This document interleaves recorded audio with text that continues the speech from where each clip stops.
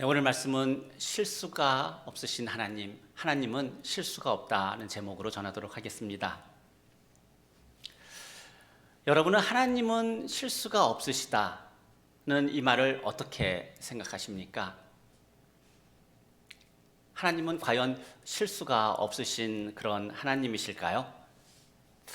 이 질문을 조금 바꾸어서 그렇다면 내 삶을 비춰보게 되면 나의 인생을 볼 때 과연 하나님은 나에게 실수가 없으신 그런 하나님이셨을까?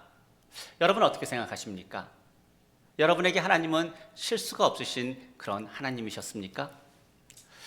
이사야서 49장 7절 말씀에 보게 되면 이제 하나님께서 이스라엘 백성들에게 말씀을 합니다.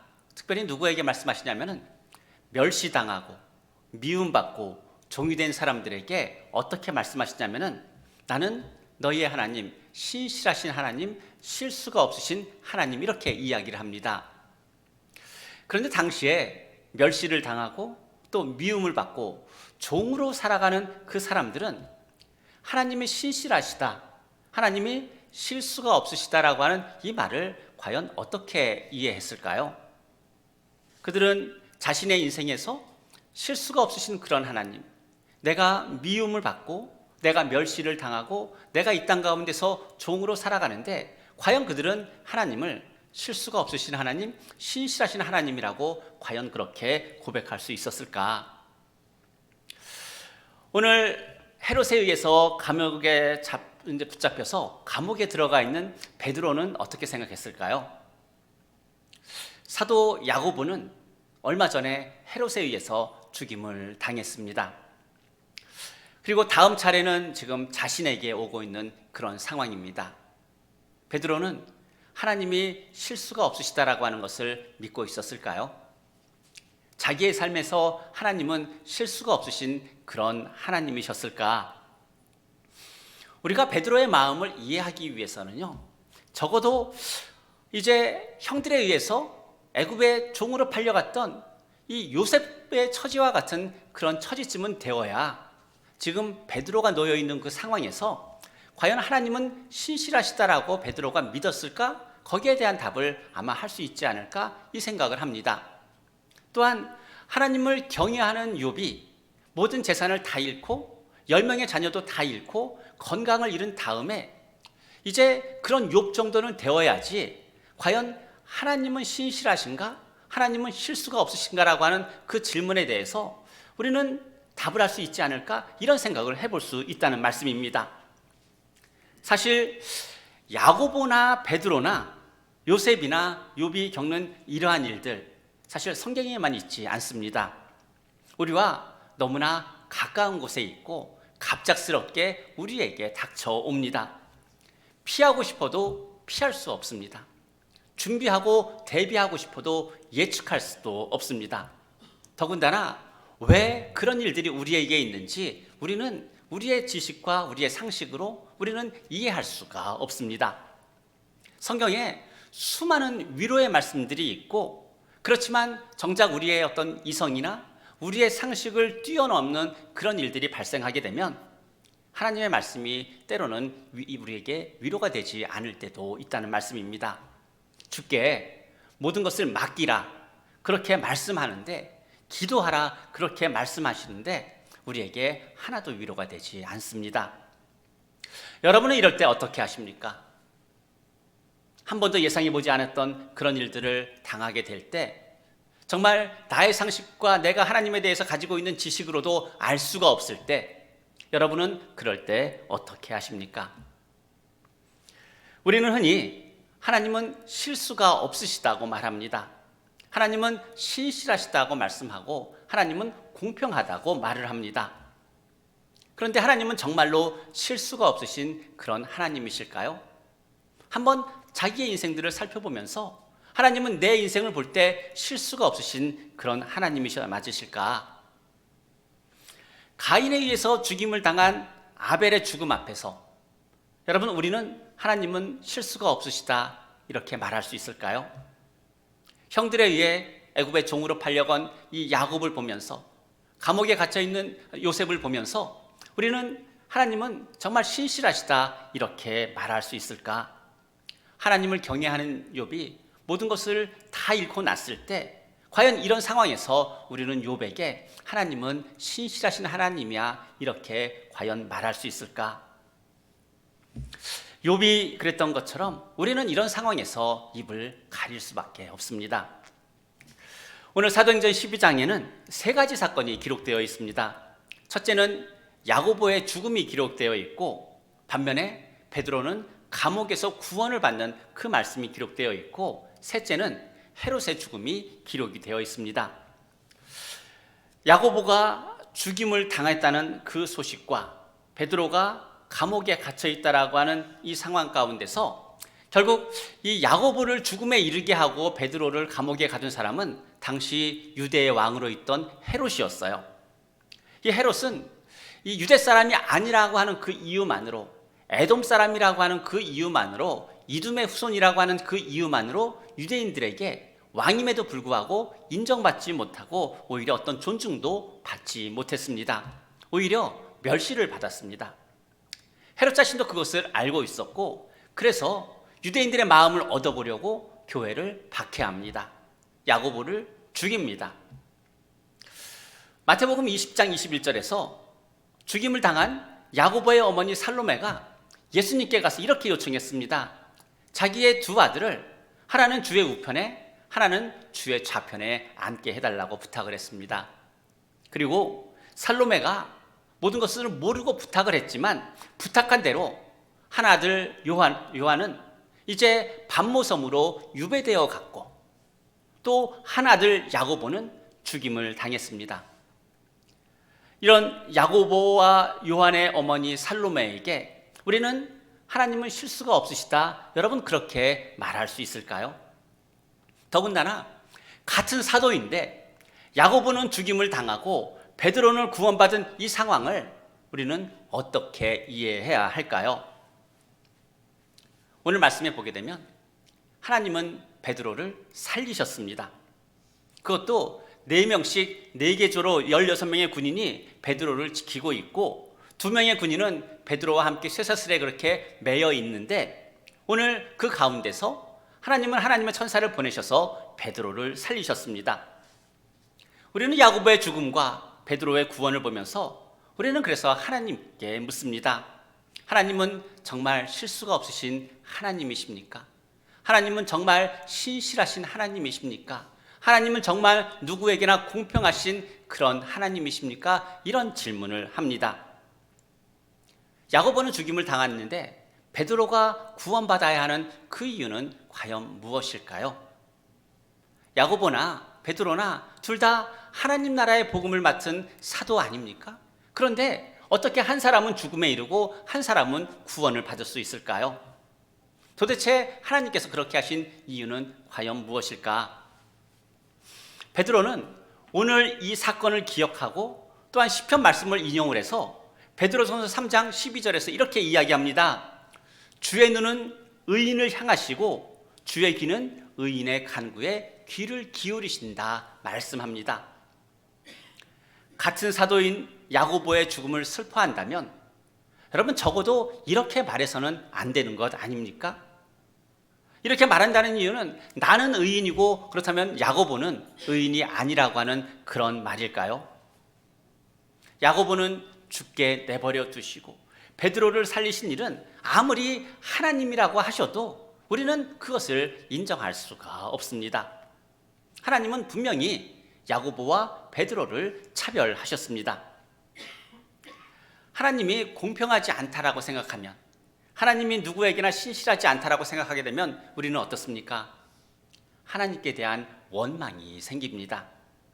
실수가 없으신 하나님이신 것을 믿어보려고 하지만 그 주님을 믿으려고 하면 할수록 우리에게는 마음의 고통만 더해집니다. 왜냐하면 내 상황상, 내 형편상 하나님은 적어도 공평하신 하나님, 신실하신 하나님이 아니시기 때문입니다. 그래서 우리는 어떻게 합니까? 교회를 떠나고 신앙을 버리는 그런 일도 있습니다. 욥도 하나님은 불공평하시다라고 그렇게 이야기했어요.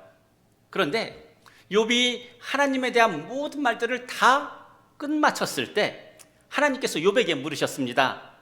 욥기 40장 8절에 보게 되면 내가 나의 공의를 부인하려느냐, 너의 의를 세우려고 나를 약하다 하겠느냐, 이렇게 물으셨어요. 욥은 하나님이 실수가 없으시고 공평하신 것을 욥은 믿었어요. 그런데 자기의 현실을 보면은 그 하나님은 적어도 공평하지 않으신 그런 하나님이셨어요. 그러다 보니까 욥은 어떻겠습니까? 그 고통이, 마음의 고통이 날로 심해질 수밖에 없어서 그렇게 하나님을 원망하는 말들을 쏟아낼 수밖에 없었습니다. 하지만 하나님의 말씀을 통해서 하나님이 누구신지, 또한 하나님의 그 은혜를 발견한 다음에 욥은 이렇게 고백합니다. 욥기 42장 3절에 나는 깨닫지도 못한 일을 말하였고 스스로 알 수도 없고 헤아리기도 어려운 일을 말하였나이다, 이렇게 이야기하고 있습니다. 우리의 지혜와 상식으로 이해할 수 없는 일을 당하면 하나님은 공평하지 않다고 생각합니다. 하지만 하나님이 공평하지 않으신 것이 아니라 우리가 아직까지 깨닫지 못하고 있는 것이라는 그런 말씀입니다. 왜냐하면 하나님은 모든 일에 정확하시고 하시는 모든 일에 있어서 항상 우리에게 최선을 행하시는 그런 하나님이시기 때문입니다. 그렇지만 우리의 상황을 보면서 하나님은 실수가 없으신 하나님이라고 하는 그 말씀 가운데 질문을 합니다. 그렇다면 오늘 야고보는 죽임을 당하고 베드로는 구원을 받은 그 이유는 무엇일까요? 우리는 아직 몰라요. 왜 하나님께서 야고보의 죽음에 대해서 그대로 두셨는지, 야고보를 베드로와 같이 구원하지 않으셨는지 우리는 아직은 알지 못합니다. 하지만 우리가 분명히 아는 것은 무엇이냐면 하나님은 우리의 이해와 우리의 깨달음과 상관없이 하나님은 실수가 없으신 하나님이시다라고 하는 겁니다. 야고보의 죽음이 우리에게는 매우 슬프고 가슴 아픈 일임에는 틀림이 없지만 이런 해결할 수 없는 질문과 상황 중에서도 우리가 주님을 찾고 찾으면 주님은 우리에게 모든 것을 알게 하시고 깨닫게 하시는 그런 하나님이신 것을 우리는 알기 때문에 우리는 삶의 무거운 짐을 지고 있음에도 불구하고 하나님을 붙잡습니다. 말씀을 붙잡는다라고 하는 겁니다. 그래서 베드로의 고백처럼 야고보의 죽음 앞에서도 하나님의 눈은 의인을 향하시고 하나님의 귀는 의인의 간구에 귀를 기울이신다라고 하는 이런 고백을 할 수 있게 하신다라고 하는 겁니다. 여러분, 이 고백은 우리가 할 수 있는 고백이 아니에요. 이 고통 가운데서 하나님의 은혜를 통하여서 성령 하나님의 깨달음을 받은 사람만이 여러분 이런 고백을 할 수가 있습니다. 오늘 말씀을 보게 되면 베드로는 내일 죽임을 당할 사람처럼 행동하지 않았어요. 2명의 군인에게 쇠사슬로 묶여 있었지만 천사가 베드로의 옆구리를 쳐야지만 깨울 수 있을 만큼 베드로는 여러분 감옥에서 그렇게 잠을 자고 있었습니다. 여러분, 어떻게 그렇게 베드로가 그 상황 가운데서 잠을 잘 수가 있었을까요? 우리가 알고 있는 이미지처럼 베드로가 좀 둔했기 때문일까요? 비록 야고보는 죽임을 당했고 나도 내일 죽임을 당하는 그 자리에 서게 되겠지만 그 나의 상황과 상관없이 하나님이 신실하심을 믿었기 때문이에요. 그렇기 때문에 베드로는 그 감옥에 있으면서도 여러분 그렇게 잠을 잘 수가 있었던 겁니다. 그래서 우리의 상황은 항상 바뀔 수가 있어요. 우리의 환경은 항상 변할 수가 있어요. 나의 처지도 바뀔 수가 있습니다. 그렇지만 우리의 하나님, 나의 하나님은 항상 신실하시고 모든 일에 실수가 없으신 하나님이신 것을 우리는 오늘도 믿고 살아갑니다. 그래서 빌립보서 4장 6절과 7절에서 이렇게 이야기하고 있습니다. 아무것도 염려하지 말고 다만 모든 일에 기도와 간구로 너희 구할 것을 하나님께 감사함으로 구하라고 말하고 있어요. 그리하면 모든 지각에 뛰어나신 하나님의 평강이 너희의 마음과 너희의 생각을 그리스도 안에서 너희를 지킬 것이다. 그렇게 여러분 말씀하고 있습니다. 왜냐하면 베드로전서 3장 12절 말씀처럼 하나님은 의인의 간구를 들으시고 그 눈은 의인을 바라보고 계시기 때문입니다. 그래서 우리도 베드로와 같은 상황에서 우리가 할 수 있는 것 하나가 있습니다. 기도하는 거예요. 베드로와 같은 처지에서 우리가 할 수 있는 것 하나가 있는데 그것은 기도하는 겁니다. 그리고 그렇게 기도할 때 하나님은 우리에게 무엇을 주실까요?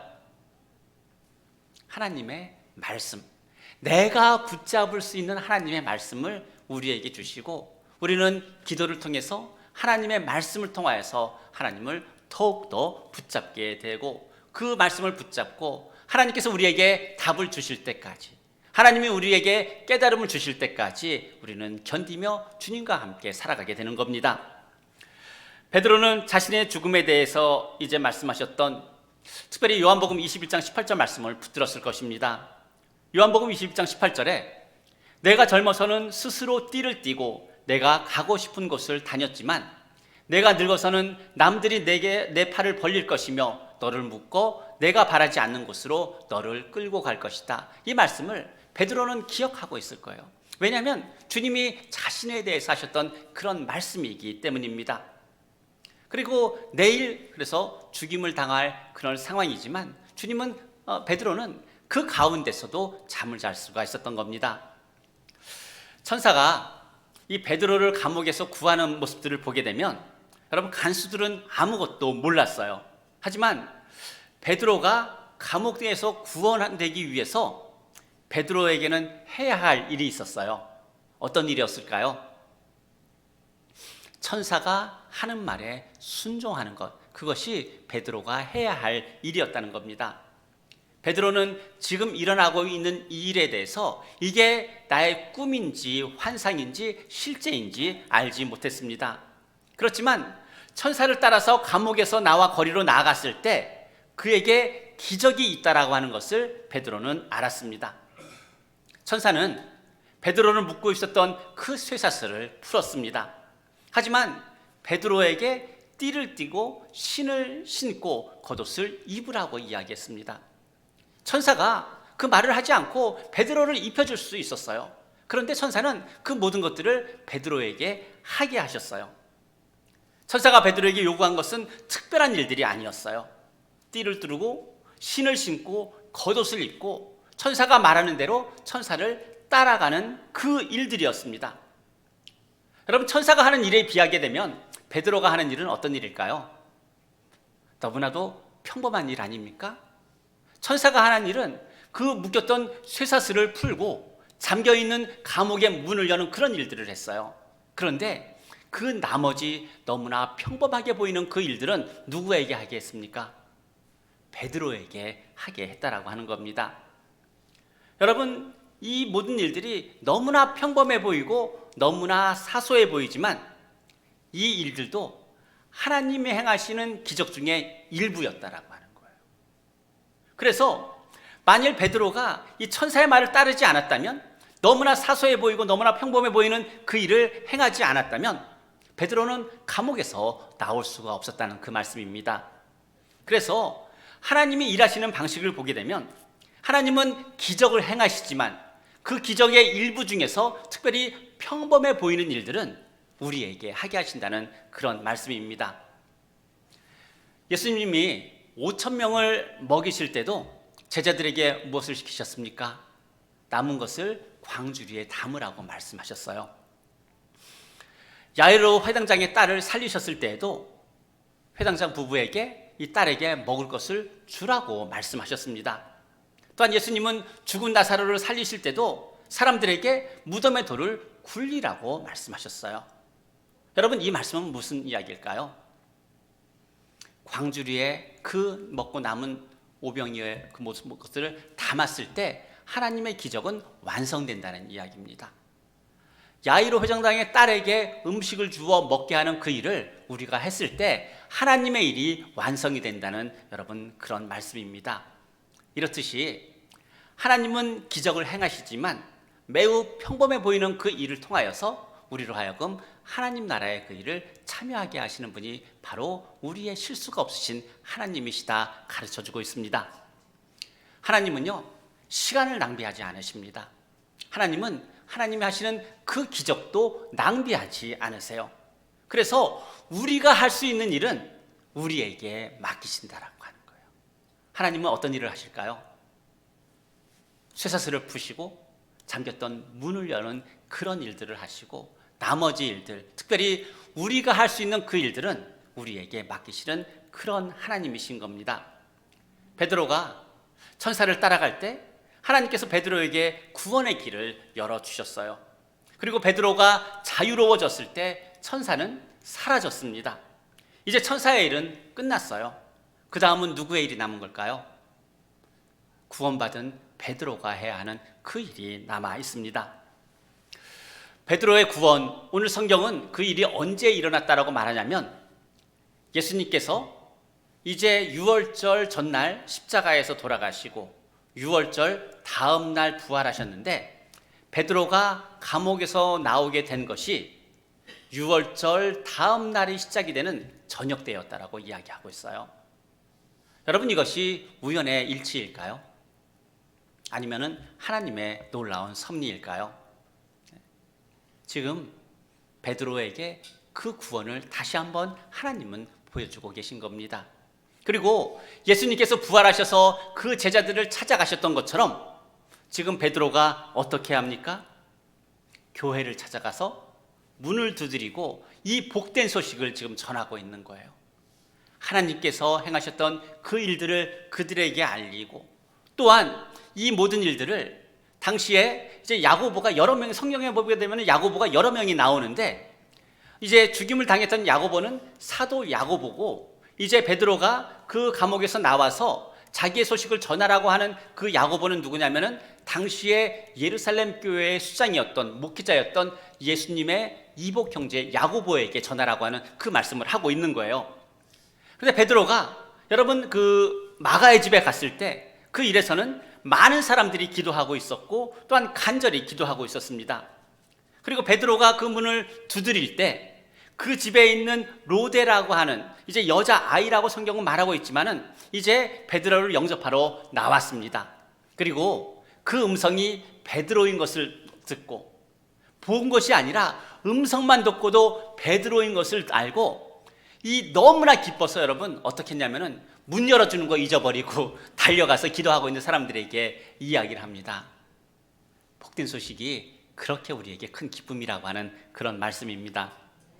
그런데 그 자리에서 하나님, 저 감옥에 갇혀있는 베드로 주님 구원해 주십시오, 간절히 그렇게 기도하던 사람들은 베드로가 문 밖에 와서 문을 두드리고 있다라고 하는 그 소식을 들었을 때 어떻게 반응합니까? 네가 미쳤다, 여러분, 그렇게 말하고 있는 거예요. 여러분, 우리의 모습하고 비슷하지 않습니까?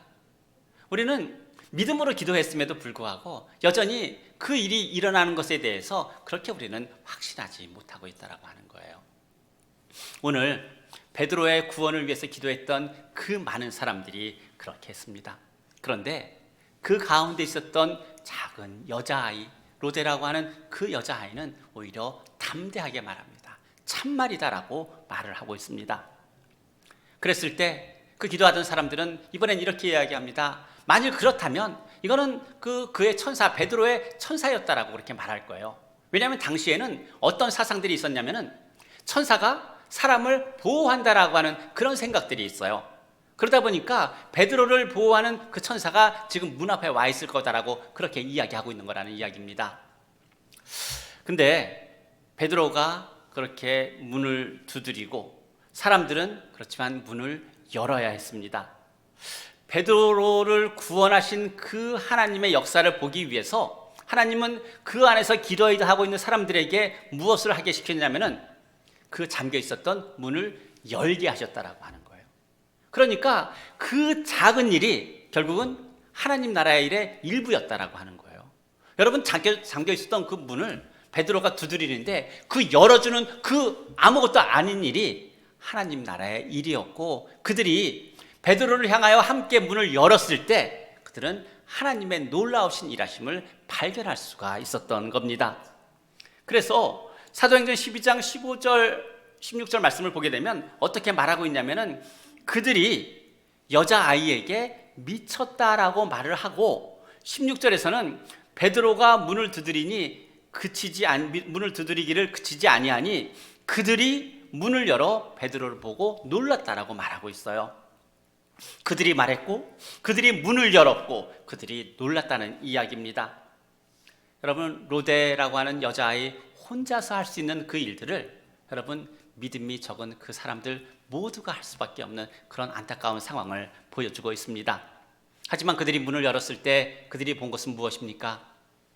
하나님의 일하심을 보았다라고 하는 겁니다. 여러분, 말씀을 맺겠습니다. 베드로는 감옥에서 풀려난 후에 예루살렘 교회 목회자였던 이제 예수님의 이복 형제인 야고보에게 이 소식을 전하라고 하고 그곳을 떠났습니다. 베드로는 어디로 갔을까요? 우리는 모릅니다. 아무도 모릅니다. 성경에 기록하고 있지 않기 때문입니다. 어쩌면은 야고보의 어머니 살로메를 위로하러 갔을 수도 있어요. 아니면은 야고보의 무덤에 찾아갔을 수도 있습니다. 아니면은 야고보 자기와 함께 사도로 부르심을 받고 복음을 위해서 함께 일했던 야고보의 죽음에 대해서 하나님께 묻기 위해서 기도하러 갔을 수도 있습니다. 이 야고보의 죽음이라고 하는 그런 현실을 보게 되면 분명히 주님의 눈은 의인을 향하지 않으신 것이 분명합니다. 주님의 기도, 의인의 간구에 기울이지 않은 것이 분명합니다. 하지만 베드로는 야고보의 죽음이라고 하는 그 현실 앞에서 야고보는 죽고 자신은 구원을 받았는데 그 현실 앞에서도 여러분, 하나님은 신실하시다, 하나님은 실수가 없으시다라고 그렇게 고백합니다. 왜 그렇게 고백했을까? 내가 살아났기 때문이 아니라 나나 베드로나 우리 지난 주일날에도 수요일에도 함께 이야기했던 것처럼 우리는 이미 죽은 사람들이기 때문이에요. 그래서 나의 상황과 상관없이 하나님이 신실하시다, 그 말을 고백할 수가 있었던 겁니다. 우리는 갑자기 당하는 그런 고난이 오게 되면 신앙으로 고난을 이기는 분들도 있지만 교회를 떠나거나 신앙을 포기하는 분들도 있습니다. 내가 믿어온 하나님과 내 현실 속에서 내가 경험하고 있는 그 하나님이 너무나 다르게 느껴지기 때문입니다. 목사의 가정도 마찬가지고 장로의 가정도 마찬가지입니다. 우울증에 걸리기도 하고 여러 가지 질병으로 아파할 수도 있습니다. 그런 감당할 수 없는 고난 앞에서 그렇다면 우리는 무엇을 해야 할까?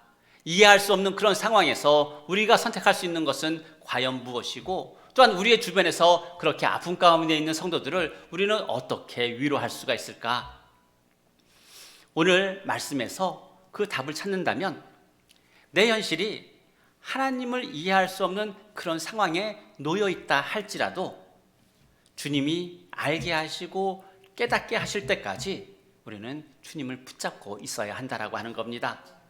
겉옷을 입으라 하면 겉옷을 입고 신을 신으라 하면 신을 신고 일어나 따라오라 하게 되면은 내 마음이 여전히 불편하지만 내 마음이 여전히 고통스럽지만 우리는 우리에게 주어진 그 아주 평범한 일을 행하며 주님 안에 붙어 있을 때 주님은 실수가 없으시고 신실하신 그런 하나님이시기 때문에 우리에게 그 모든 이유를 깨닫게 하실 것이다라고 하는 그런 말씀입니다. 그래서 특별히 우리 주변에 참 놀라운 일들, 참 충격적인 일들이 참 많이 일어납니다. 우리는 그분들께 하나님은 실수가 없으시다 이렇게 말할 수가 없어요. 그런데 우리가 할 수 있는 일은 무엇일까요? 그분들이 교회를 떠나지 않을 수 있도록 함께 있어주는 일, 그것이 저와 여러분이 할 수 있는 유일한 일인 줄로 믿습니다. 왜냐하면 아무나 하나님은 실수가 없으시다 이렇게 말할 수가 없어요. 그 고통을 아는 사람만이, 그 고통을 경험해 봤던 사람만이 여러분 그렇게 고백할 수 있기 때문입니다. 그래서 하나님께서 알게 하시고 하나님께서 깨닫게 하실 때까지 우리는 주님의 말씀을 붙잡고, 마음은 힘들지만 그래도 주님의 말씀을 붙잡고 주님 곁에 붙어 있을 때 주님은 실수가 없으시기 때문에, 신실하시기 때문에 우리에게 그 모든 것을 깨닫게 하실 그날이 올 줄로 믿습니다. 오늘도 그 주님을 붙잡고 날마다 주님 안에서 소망을 두며 살아가는 저와 여러분 되시기를 예수님의 이름으로 축복합니다. 기도하겠습니다. 사랑이 많으신 하나님 아버지, 참 우리에게 일어나는 많은 일들을 바라보면서 우리의 어떤 이성과 우리의 상식과 우리의 지식으로 또 우리가 가지고 있는 그 지혜로 그 모든 것들을 헤아려 알지 못하고, 그럴 때마다 우리 가운데 하나님을 향한 많은 질문들이 생깁니다. 그러나 그 마음의 어떤 고통과 힘든 가운데서도 항상 주님 곁에 머물러 있게 하여 주시며, 주께서 우리로 하여금 그 모든 이유를 알게 하실 때까지 항상 주님을 더욱더 신뢰할 수 있는 그 믿음 가운데 살아가는 저희들 되게 하여 주옵소서. 마음의 동의가 이루어지지 않는다 할지라도 주께 붙어 있게 하여 주시고, 마음의 고통이 심해진다 할지라도 오히려 주님 안에서 참고 기다릴 수 있는 하나님의 자녀 되게 하여 주시며, 무엇보다도 그런 고통 가운데 있는 성도들을 주님의 그 마음으로 찾아가 함께 할 수 있는 하나님의 자녀들 되게 하여 주옵소서. 감사드리며 예수님의 이름으로 기도드립니다.